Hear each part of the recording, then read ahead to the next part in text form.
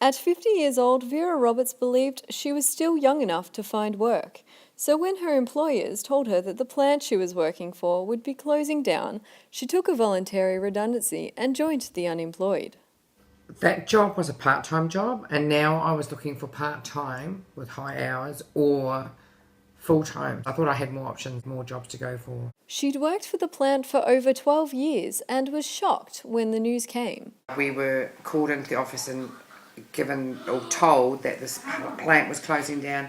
But with a lifetime of experience, Vera never suspected a redundancy would cost her so much. A little bit of panic was setting in. I was starting to think that I was never going to be employed again because I am 50 and my children are teenagers that are expensive.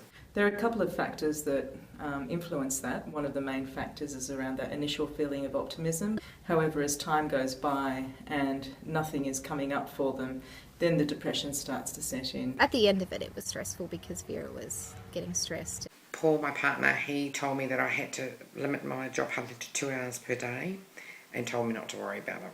But with his job also on the line, Vera was worried.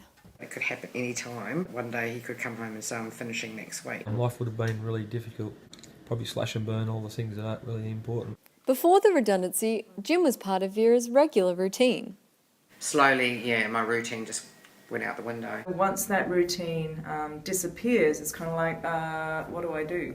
Research has shown that individuals who are unemployed long-term are 3 times more likely to suffer depression. Luckily for Vera, she had a friend to call. We often spoke together and counselled each other. I think it's quite important for people to find people to talk to about these things. You can be given techniques, advice, suggestions in how to manage these things.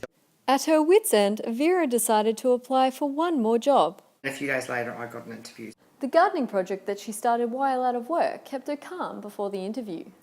I think it's really important to find structure in your day, do all the things that you didn't have time to do. She really needed to find a job just for her own mental health, I think.